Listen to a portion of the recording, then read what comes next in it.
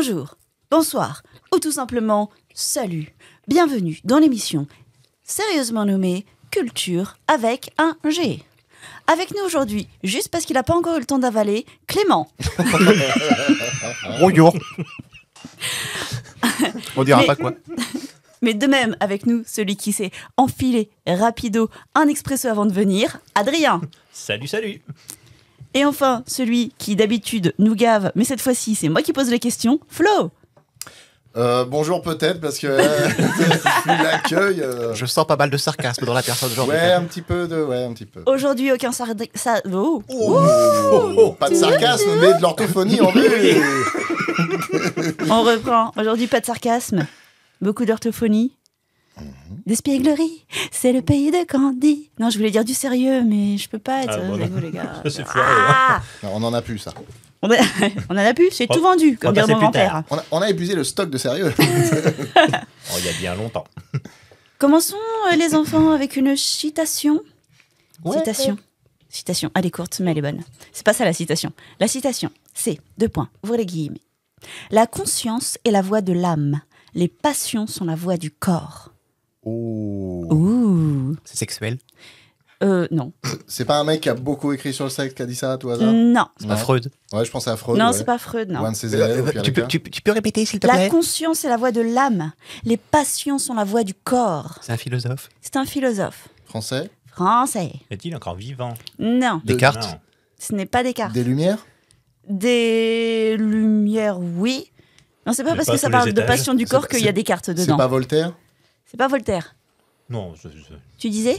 non, il disait lumière, mais pas à tous les étages. Non, pas- C'est uniquement une connerie, moi. C'est tout. Oui, non, il donne jamais de réponse. Alors, attendez. Faut pas s'attendre à un éclairs. Je crois j'ai dit une Au connerie. chocolat? Oui, bien En fait, sûr. de génie. On le considère comme un philosophe français, mais il n'est pas français, il est suisse. Il est né à Genève. Oh là. Oh merde. Alors là... Mais Alors dans vos têtes, il est français. Parce que...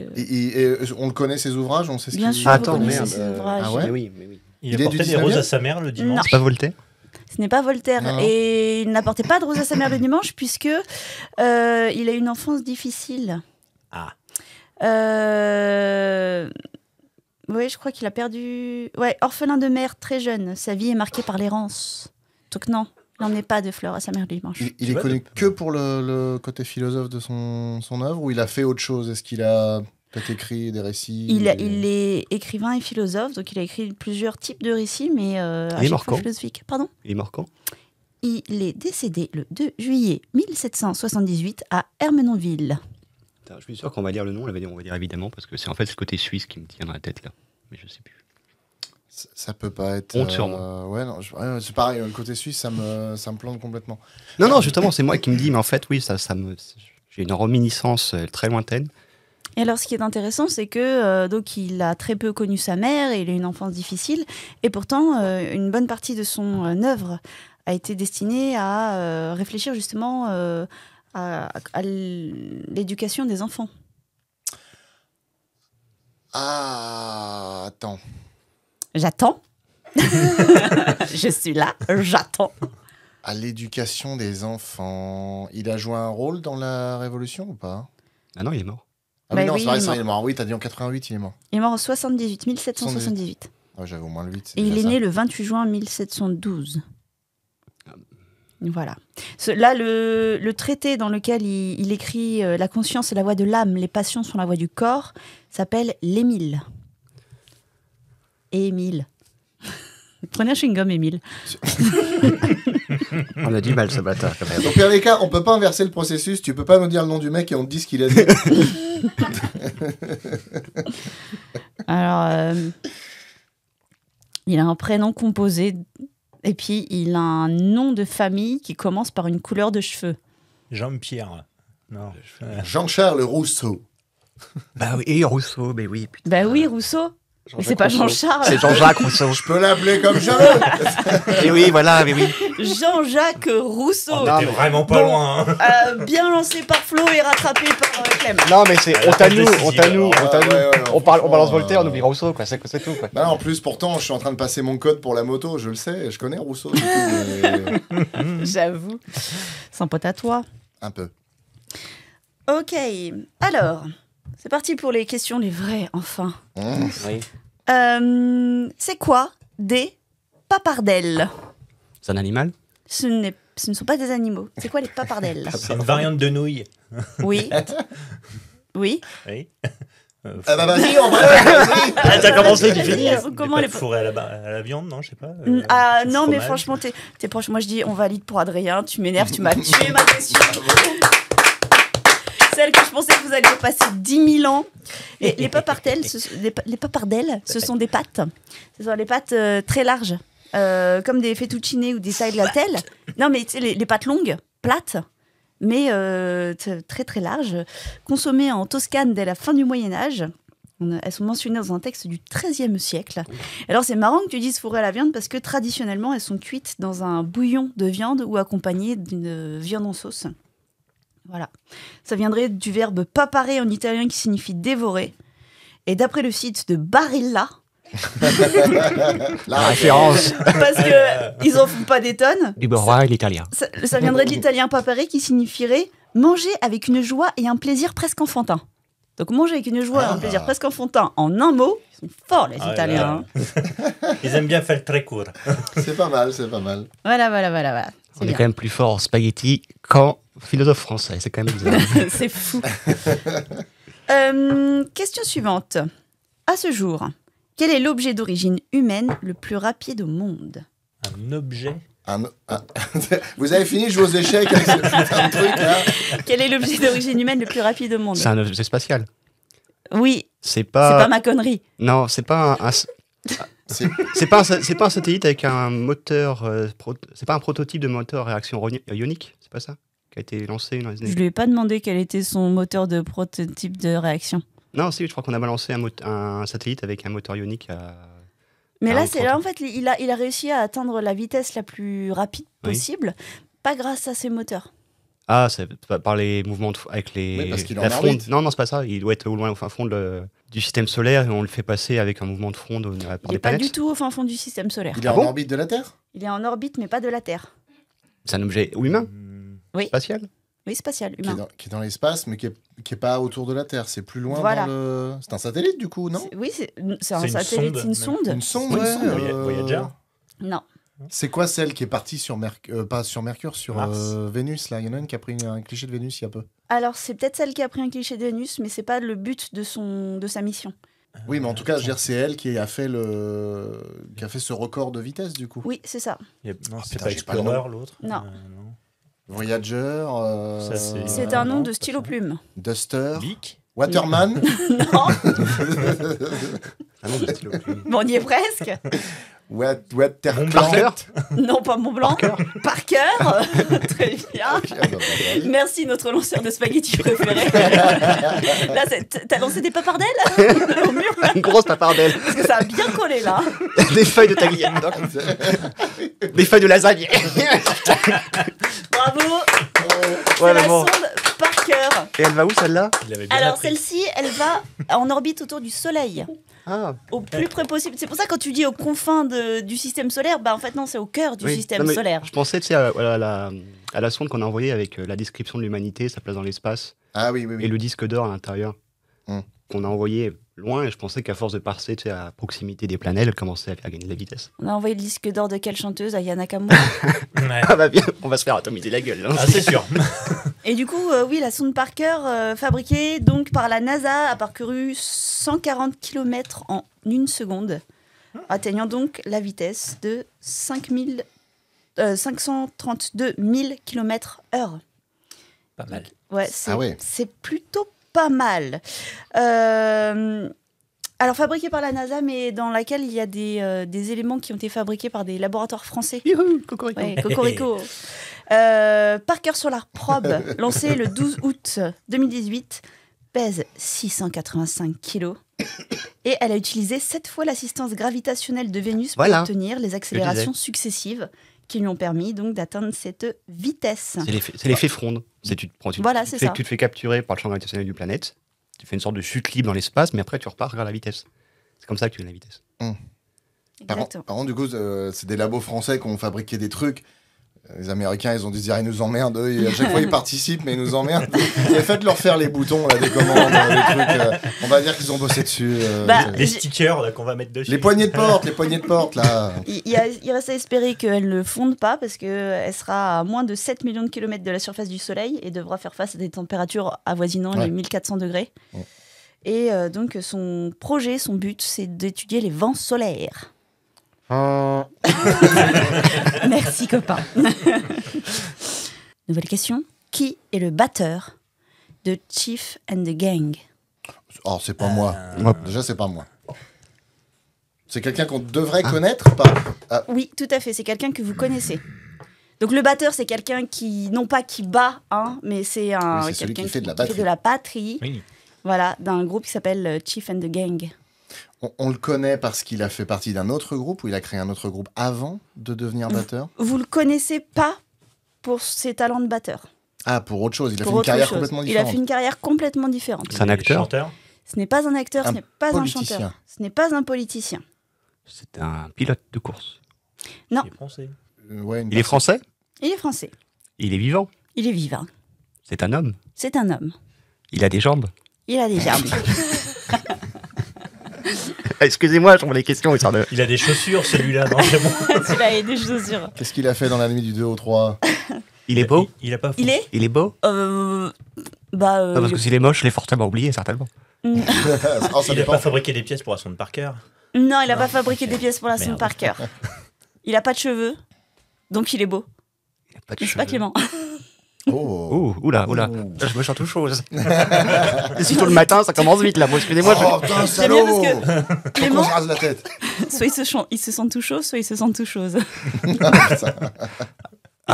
Chaud, Ils ont français. joué pour l'ouverture du Hellfest en 2022. Ah non, mais non, là. Et je les ai manqués de peu, je suis dégoûtée. Ah non, je pensais au député qui était malade parce qu'il avait un cancer. Mais non, c'est pas ça. Est-ce que c'est quelqu'un dont on ne s'attendrait pas à la présence dans un truc comme ça? Eh bah franchement, quand tu sauras, tu dis, ah bah si, en fait, je le vois bien là-dedans. Ah ouais? Ouais. Okay. Il a 57 ans, désolé si je dévoile son âge, né en 1966 à Soissons, chevalier de l'Ordre national du mérite en 2011, chevalier de la Légion d'honneur en 2019. Il est écrivain? Non. Cuisto. Oui. Ah bah c'est Etchebest. Bravo. Philippe Etchebest, meilleur ouvrier de France en 2000. Et donc, il a avec des copains, je suppose, monté un groupe de reprise de musique rock. Stylé. Et franchement, ça lui va bien. Hein. Quand il s'énerve, il doit pulvériser la batterie, ce con. Le Elchebest. Attends, il Il est chef cuistot, il fait du rugby, il fait de la musique. Il voudra faire quoi quand il sera plus grand, et de la monsieur? boxe aussi. Il fait de la boxe aussi. Oui, parce que pour l'instant, ça reste un enfant. Les parents lui font faire du sport et plein de trucs. Il a pas d'activité en réalité. C'est un petit cumulard. Il fera du point de croix. Si dans 5 ans, il est nageur sauveteur, puis après il est astronaute, limite, ça sera ça. Hein, parce il que... sera acteur, je pense. Il n'a pas déjà joué dans un truc? Je sais pas. Il pourrait très bien faire acteur. Il fait de la télé. Et après tout, il fait de la télé. Il fait de la télé. Je sais qu'il a joué dans une très mauvaise série où il fait semblant de retaper des restaurants qui fonctionnent pas bien. En tout cas, c'est très très bien parce que ça me permet une superbe et délicate transition vers ma question suivante, qui est une question acteur. Quel film aurait dû rassembler dans son casting Salvador Dali, Mick Jagger, Alain Delon, Amanda Lear, Udo Kier et beaucoup d'autres? Alors, je vais te dire une connerie, mais c'était pas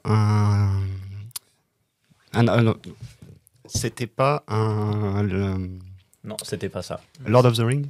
Non, c'était pas le Non, Seigneur mais des Anneaux. j'en ai entendu parler. Mais c'est en Dune. effet, une grosse histoire. Quoi, Dune? Ouais, bravo Clément. Ça fait partie des films qui auraient dû exister mais qui n'ont jamais existé parce que c'était tout dans le genre. Exactement, et cette histoire, elle est folle. Projet donc inachevé de Alejandro Jodorowsky. Oui, Jodorowsky. Avec 4 ans de pré-production entre 1973 et 1977. Donc il aurait dû adapter le roman de Frank Herbert. Le film aurait dû durer une 12aine d'heures avec un budget pour l'époque de 15 millions de dollars. Ils avaient réussi à rassembler 10 millions de dollars déjà. Et ils sont pas allés jusqu'au bout, donc malheureusement c'est tombé à l'eau. Pour le visuel, Jodorowsky s'est entouré de Jean Giraud, donc Moebius, Giger, Chris Foss, Richard Corben et Dan O'Bannon. Ça te dis quelque chose? Oui. Spécialiste des Tout à fait, effets ouais. spéciaux. Dan O'Bannon, ouais. Dali a accepté de jouer le rôle de l'empereur Padishah, à condition qu'il devienne par là l'acteur le mieux payé d'Hollywood. Oh là là. On lui a proposé d'être payé $100,000 à la minute. Mais Jodorowsky a accepté et ces deux ont accepté parce que du coup il serait apparu que 3 ou 4 minutes à l'écran. Donc voilà. Action. Coupé. Delon dans le rôle de Duncan Idaho, Amanda Lear dans La Princesse Irulan, Orson Welles qui aurait joué le baron Harkonnen. Ah oui. Forcément, oui. Ouais. Donc, bref, que du beau monde. C'est dommage que ce soit un peu tombé à l'eau. Ouais, mais bon, ça fait quand même un peu gros délire. Quand même. J'avoue que pour O'Bannon, Giger et t'as dit Moebius, je pense que ça aurait pu être intéressant visuellement, mais alors par contre le reste, je suis pas sûr. Hein. Si, je pense que ça aurait été Puis, fou. C'était quoi? Oui, mais en plus à cette époque-là, il était bourré à l'âge 24 à ce moment-là. Comment il s'appelle? C'est d'où Jodorowsky? Dali? Non. Wells. Wells, ouais, il était vraiment sur la fin là. C'est la mauvaise Il était période. même pas capable de tourner une pub sans être à jeun, donc. Que veux-tu ça c'était la chronique d'un naufrage annoncé. Sachant que le Dune qui est aujourd'hui pour pas mal de monde est quand même un peu imbuvable. Alors j'imagine un machin de 12 heures. Et puis il s'était apparemment de plus en plus éloigné de l'œuvre originale de la littérature. Et ils ont décidé de ne même plus prendre Herbert comme conseiller sur le film parce qu'ils étaient complètement partis en live. Donc ça aurait été un monstre, je pense, du cinéma, ce film, s'il était sorti. C'est dommage. En parlant de monstres, Alain, si tu nous écoutes de là-haut. Voilà. Alain Delon écoute toujours. Toujours. Tout à fait. Qu'est-ce qu'un Google? C'est un chiffre. Oui. Un chiffre avec... c'est un 10 puissance 100. Très bien. Ouais. Oh, bah Et comment ça se dit en français? Je sais pas. Un gogol. Un gogol. Bravo. Bravo. Et bravo Clément pour la bonne réponse et bravo à Adrien pour la bonne réponse drôle. J'ai même pas eu le temps de dire que c'était un moteur de recherche. Le sérieux et les mots. C'est fou à quel point, en disant des conneries, il arrive à trouver des trucs comme ça. Ouais, ça vient du terme mathématique gogol en français, c'est-à-dire un chiffre de 10 puissance 100. Voilà, un 1 avec 100 zéros derrière. Question suivante. Quel Britannique, je suis sûre que tu vas la voir celle-là Clément. J'ai préparé la question, je me suis dit il va me démonter ma question Clément. Quel Britannique la pression là, tu la sens la pression, tu la sens la goutte de sueur dans le dos là. Enfin tant que c'est que la pression. Flo adore sentir la pression. J'aime bien la boire aussi. Aussi, ouais. Quel Britannique invente un nouveau système de revêtement des routes au début du 19e siècle?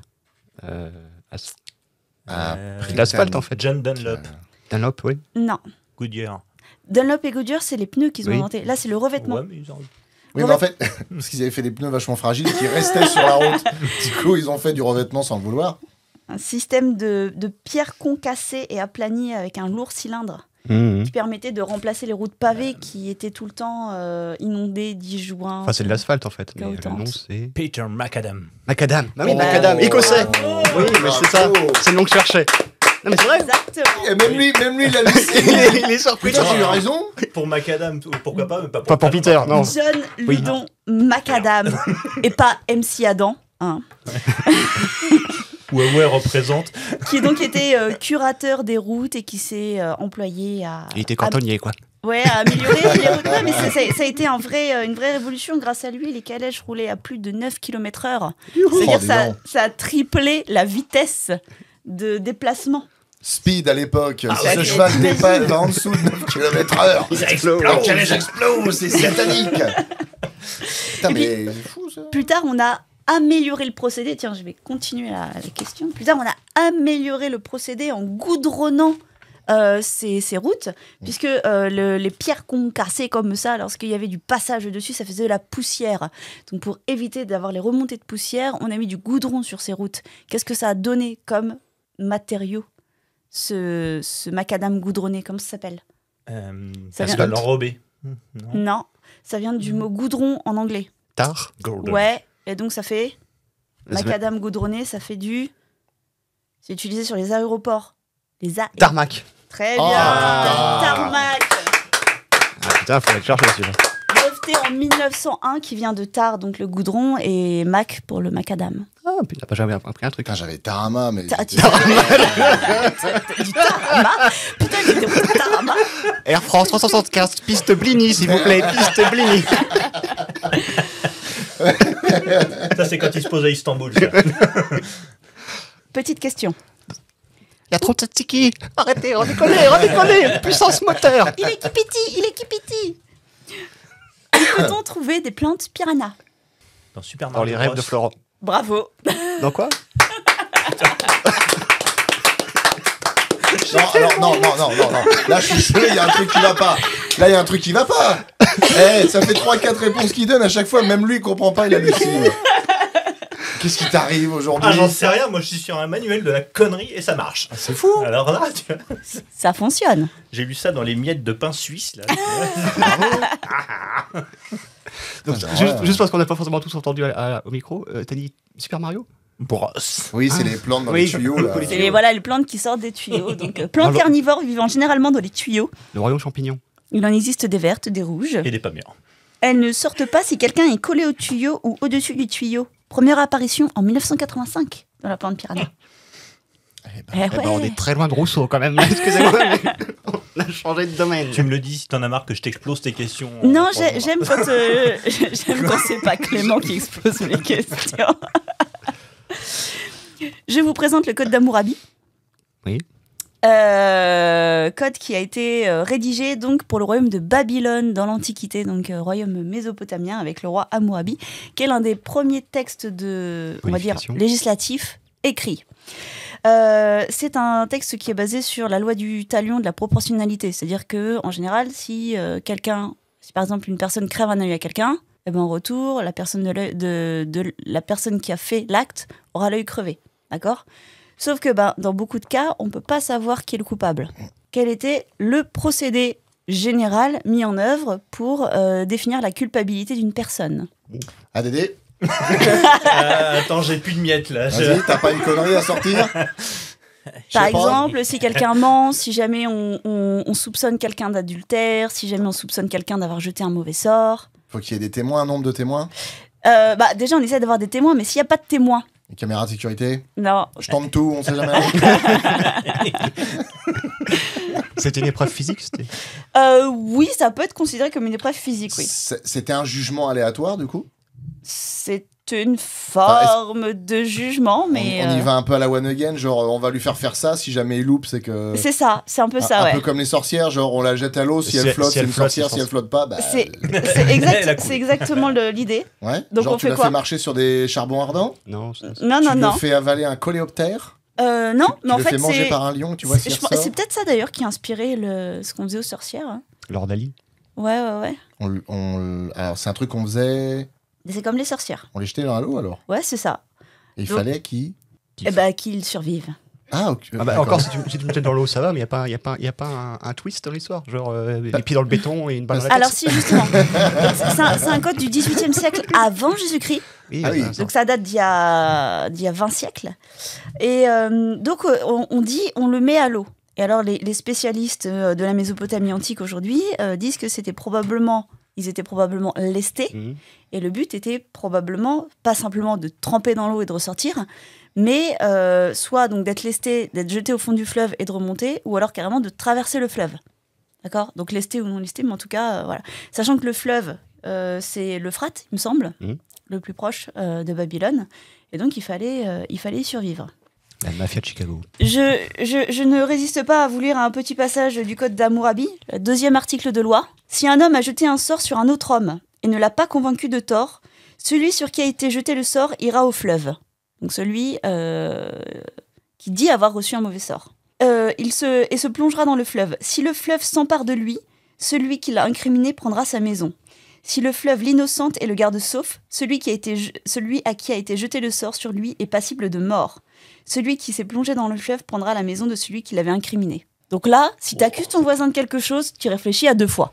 C'est violent les parties Monopoly à l'époque quand même, parce que dans les maisons, c'est... C'est une espèce d'idée un peu d'intervention divine, quoi. C'est genre. Oui, c'est ça. Dieu Il le reconnaîtra prend les ou siens. pas.